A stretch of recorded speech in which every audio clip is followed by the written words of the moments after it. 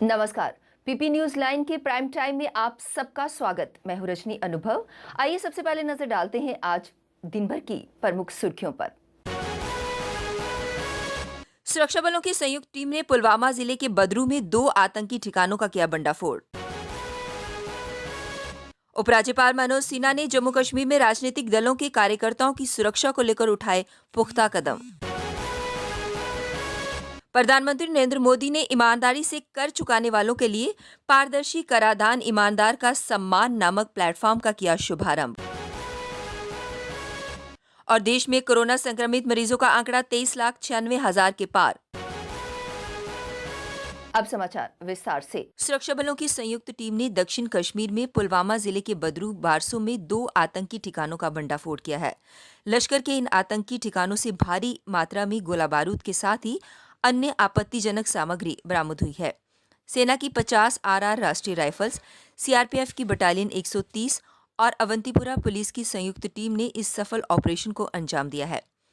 बता दें कि पुलिस को सूचना मिली थी कि अवंतीपुरा के बदरू बारसो वन क्षेत्र में लश्कर के आतंकियों ने छिपने का ठिकाना बना रखा है। इसी सूचना के आधार पर सेना की 50 आरआर, सीआरपीएफ की बटालियन 130 और अवंतीपुरा पुलिस ने इलाके में बुधवार रात तलाशी अभियान शुरू किया था। उपराज्यपाल मनोज सिन्हा ने कहा कि जम्मू कश्मीर में राजनीतिक दलों के कार्यकर्ताओं और पंचायत प्रतिनिधियों की सुरक्षा व्यवस्था जल्द ही और पुख्ता की जाएगी। इसके लिए कुछ कदम उठाए जा चुके हैं और कुछ और उठाए जाएंगे। हालांकि प्रतिनिधियों को खुद भी एहतियात बरतनी होगी। बुधवार को सिन्हा ने उपराज्यपाल का पद संभालने के बाद पहली बार अपने सार्वजनिक संबोधन में ये आश्वासन दिया। प्रधानमंत्री नरेंद्र मोदी ने ईमानदारी से कर चुकाने वाले करदाताओं के लिए पारदर्शी कराधान ईमानदार का सम्मान नामक एक प्लेटफॉर्म का शुभारंभ किया है। पीएम मोदी कई मौकों पर ईमानदार करदाताओं की तारीफ तो करते हैं, लेकिन इस बार उन्होंने ऐसे करदाताओं के लिए एक बड़ा प्रोग्राम शुरू किया है। इस नए कर प्लेटफॉर्म के तहत करदाता को faceless assessment, tax payers charter, faceless appeal की सुविधा मिलेगी। साथ ही अब कर देने में आसानी होगी। तकनीक की सहायता से लोगों पर भरोसा जताया जाएगा। वीडियो कॉन्फ्रेंसिंग के माध्यम से होने वाले इस आयोजन में केंद्रीय वित्त एवं कॉरपोरेट कार्य मंत्री निर्मला सीतारमण और वित्त एवं कॉरपोरेट कार्य राज्य मंत्री अनुराग सिंह ठाकुर भी उपस्थित थे। देश में कोरोना वायरस संक्रमण के मामलों में तेजी लगातार जारी है। गुरुवार को फिर एक दिन में संक्रमित मरीजों के नए मामलों ने एक नया रिकॉर्ड बनाया। बुधवार को 66,999 नए मामले सामने आए थे। ये छठा दिन है जब 60,000 से ज्यादा नए मामले सामने आए हैं।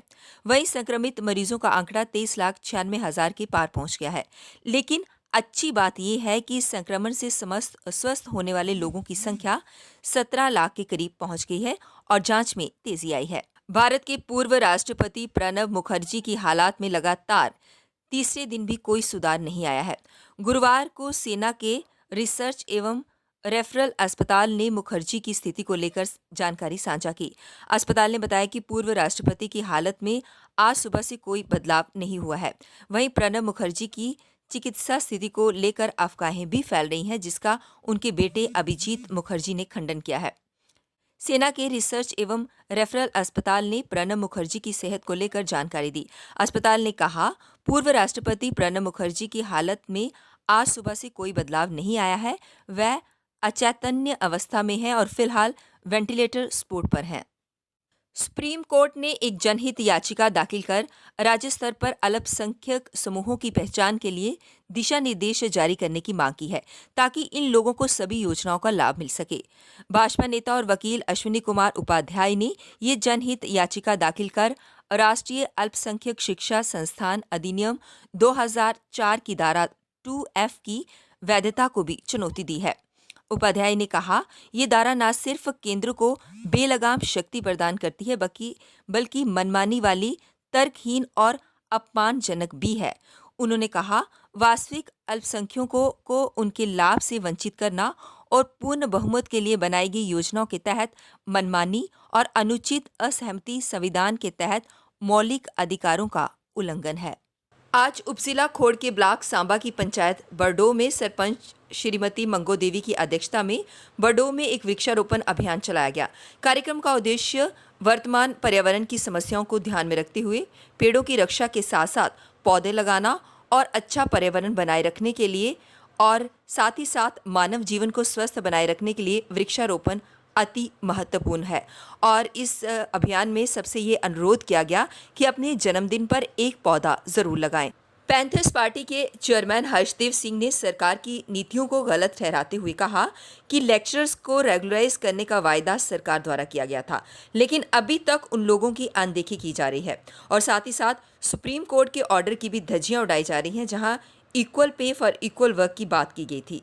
हर्षदेव सिंह ने कहा कि सरकार द्वारा नौजवानों की गई नज़रअंदाजी को कभी भी बर्दाश्त नहीं किया जाएगा। और इलेक्शन के दौरान इनसे वादे हुए थे कि इनके लिए प्रॉपर पॉलिसी के तहत इनको रेगुलराइज किया जाएगा, लेकिन देखने में ये आ रहा है कि इन लेक्चरर्स की कोई भी सुनवाई जो है इस दौरान में नहीं हुई। इनसे काम तो पूरा लिया जा रहा है जितना रेगुलर एस्टेब्लिशमेंट में बाकी इनके काउंटर पार्ट से लिया जा रहा है, लेकिन इनका वेतन जो है वो नेग्लिजिबल है और इनको रेगुलराइज करने के लिए भी कोई कार्रवाई सरकार द्वारा नहीं की जा रही है।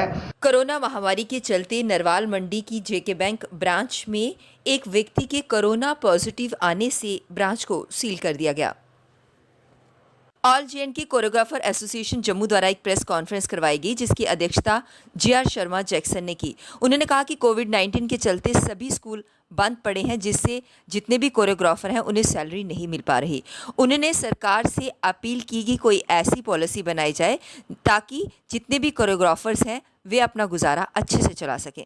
गुजारिश करती है उनसे कि कलाकारों के बारे में सोचा जाए कि 5 महीने से लॉकडाउन में अभी आर्टिस्टों को कोई ऐसा नहीं, गवर्नमेंट की तरफ से फाइनेंशियली असेसमेंट जो नहीं दी गई है, ना कोई ऐसी गाइडलाइन दी गई है कि आपका भाई कोई प्रोत्साहन होगा। हाँ, ये आया है कहीं कोई ये डिपार्टमेंट थोड़ा सा आर्टिस्टों के बारे में सोचेगा, लेकिन हमारे तक अभी तक नहीं आया। चाहिए डुगर चैनल, जदों तक साड़ा डुगर चैनल नहीं होते अस जम्मू के आर्टिस्ट कख नहीं कर सकते। कश्मीरी चैनल है, पंजाब की पंजाबी चैनल है, बाकी स्टेटिंग। केसी यूनाइटेड स्टूडेंट फ्रंट द्वारा बढ़ती फीस को लेकर प्रदर्शन किया गया।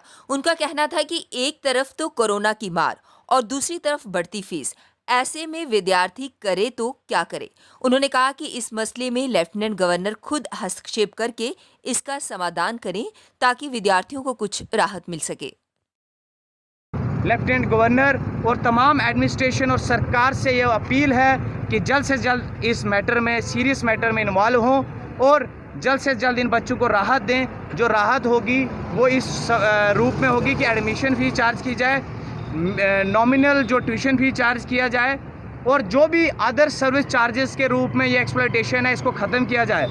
और साथ ही साथ हमारी अभी बड़ी एक डिमांड ये है यूनिवर्सिटी ऑफ जम्मू से कि जो 24 अगस्त को लास्ट डेट आपने फ़ीस सबमिशन का रखा है उसे जल्द से जल्द एक्सटेंड किया जाए, क्योंकि हम ये फीस नहीं पे करेंगे जब तक हमारी PP news line prime time के आज के इस अंक में बस इतना ही।